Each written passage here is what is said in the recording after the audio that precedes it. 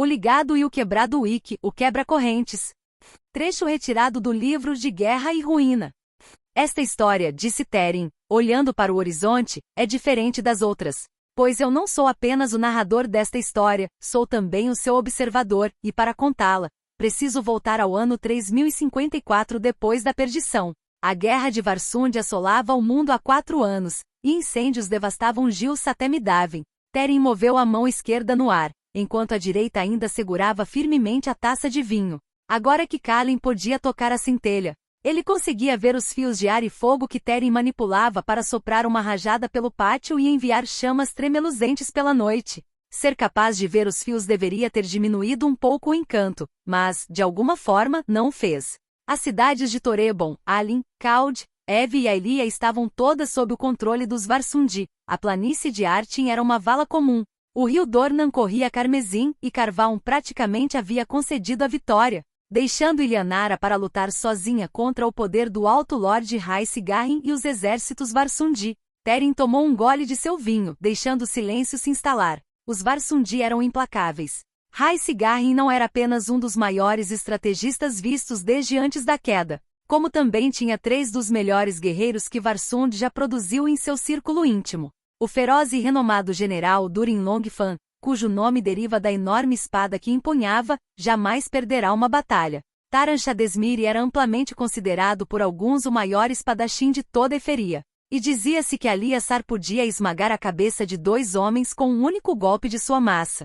Além disso, a cavalaria de Varsund, os lendários Varsundi Blackthorns, dominavam todos os campos de batalha em que pisavam. Ao longo dos primeiros 4 anos da guerra, o número de grandes batalhas em que Ilhanara saiu vitoriosa podia ser contado nos dedos de uma mão. Foi somente no verão daquele ano, quando os Ilhananarans, liderados pelo general emergente Burdock Folvin, derrotaram Aliasar e suas forças na Batalha da Trincheira Rasa, que a maré começou a virar. A luz das fogueiras ao redor brilhava nos olhos de Teren, seus cabelos prateados cintilando. Com Folvin à frente, os exércitos de Ilhanaran passaram quase 1 ano sem sofrer uma grande derrota e, nesse tempo, repeliram os Varsundi para além das montanhas Marin. Contudo, no inverno do ano 3055 depois da perdição, a calamidade se abateu sobre eles quando Burdock Folvin e cerca de 20.000 Ilhananarans sofreram a maior derrota de toda a guerra, sendo massacrados na Batalha do Rio Sangrento. Dizem que o rio Almelon correu vermelho por 3 dias e os corpos foram empilhados tão alto que pareciam montanhas na noite. Foi após essa derrota brutal que me deparei com uma companhia de espadachins Ilhananarans, liderada por um jovem capitão chamado Varsbrier, que havia sobrevivido à batalha. Por pouco,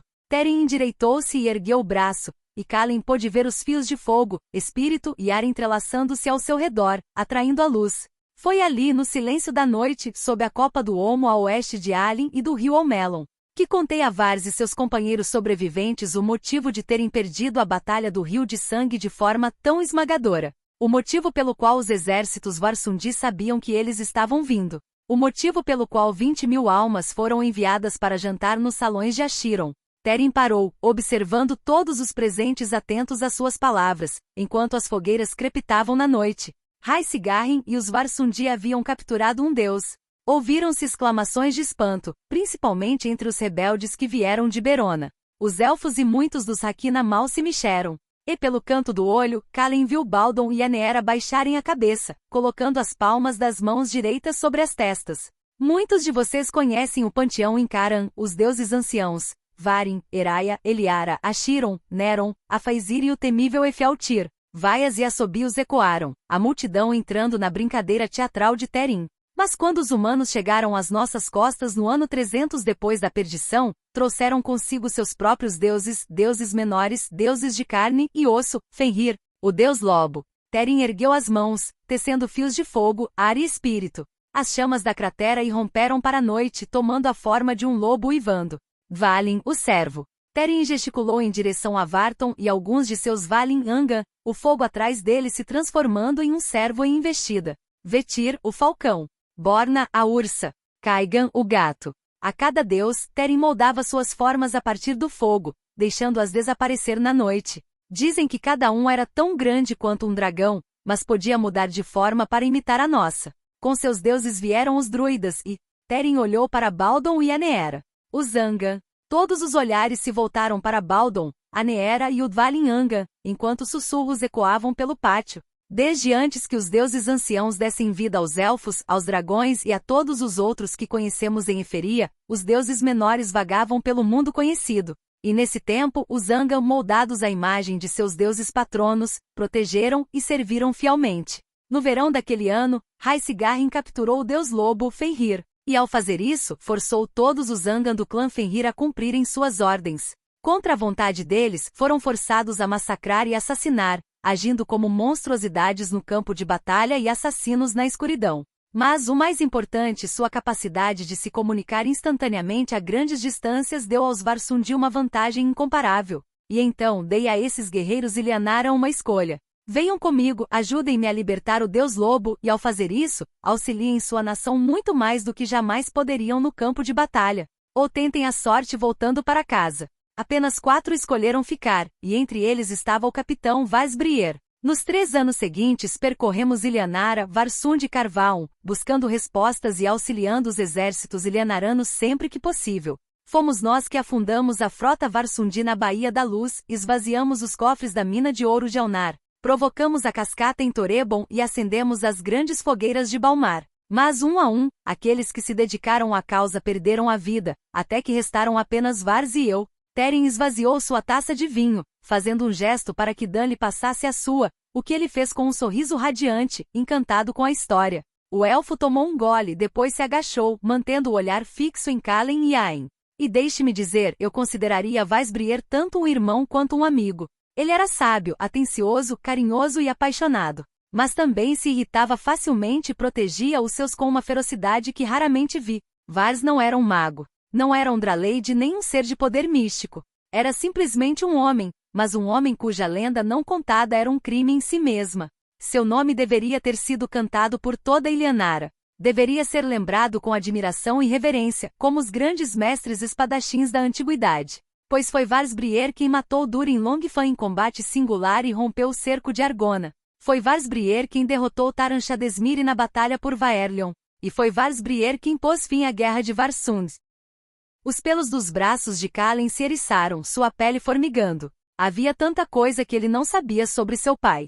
Tanta coisa que ele gostaria que tivessem lhe contado. Ele ergueu a mão direita e enxugou as lágrimas que começaram a cair, ao mesmo tempo em que sentiu o braço de Ain o envolver pelos ombros. Ain não disse nada, mas abraçou Kalen com força, apertando-o com a mão, e Kalen viu lágrimas brilhando no rosto do irmão. Muitos atribuem o fim do cerco de Argona e a morte de Durin Longfang como o ponto de virada da guerra. A verdade? Não foi o sangue derramado das veias de Longfang que mudou o rumo da guerra, mas sim as palavras que saíram de seus lábios. Pois Durin era um homem bom e honrado, e foi ele, após 3 anos de buscas, quem nos revelou onde o Deus Lobo estava acorrentado, sob a própria cidade de Varsund, no coração do inimigo. Mais suspiros de espanto se espalharam pelo pátio, e até mesmo Dan ficou sentado em silêncio, olhando fixamente para Teren. Assim, com o cerco rompido e a localização do Deus Lobo agora conhecida, Vaz marchou pelas ruas de Argona e exigiu um conselho com o próprio Alto Lorde Castor Kai.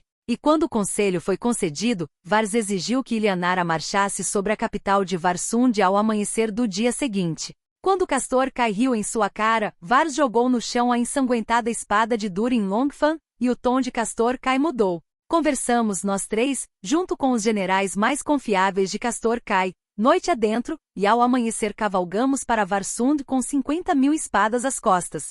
Mais se juntaram a nós enquanto marchávamos pelas planícies e pelas montanhas Marin, e quando a primeira torre de cerco foi erguida, quase 70.000 almas estavam diante dos muros de Varsund. Mas enquanto os exércitos lutavam nas muralhas, Vars e eu encontramos nosso caminho para dentro da cidade. Pois, embora os Angan fossem obrigados a servir os Varsundi por medo pela segurança de seu deus, um homem chamado Baldon Stormseeker, que está sentado diante de vocês agora? Teren gesticulou em direção a Baldon, curvando-se na cintura, viu que não haveria fim para a tortura a menos que algo fosse feito. Foi Baldon quem me contou primeiro sobre a captura de Fenrir, e foi Baldon quem nos levou secretamente para dentro da cidade durante o cerco. E lá, nas profundezas das masmorras de Varsund, sob a própria fortaleza, encontramos o Deus Lobo, acorrentado e espancado.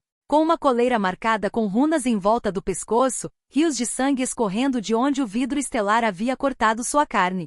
Fenrir era guardado por soldados Varsundi, um grupo de magos de sangue e o próprio Hraesgarin. Nunca antes eu tinha visto a lâmina de um homem se mover como a de Vars Brier naquela masmorra. E quando a cabeça de Hraesgarin atingiu Vars, arrancou a coleira do pescoço de Fenrir, quebrou as correntes que prendiam seus braços e pernas e o carregou para um lugar onde a luz da lua pudesse tocar sua pele. Teren soltou um longo suspiro, bebeu um gole de sua xícara e olhou para a lua. Mas quando Vars, Baldon, Fenrir e eu nos esgueiramos para fora da cidade, com o fogo ardendo ao nosso redor, fomos atacados perto da margem do lago Vazun por homens e mulheres portando as 6 estrelas de Ilhanara. Castor Kai havia enviado seu filho, Dorian Kai, para reivindicar Fenrir para Ilhanara. Dorian agradeceu a Vars e a mim por termos entregado o Deus Lobo, mas exigiu que o entregássemos. Vars se recusou a permitir que correntes fossem colocadas novamente no pescoço de Fenrir. E assim lutamos sob a luz da lua, Fenrir fraco demais para ficar de pé e a energia drenada dos meus ossos pela centelha.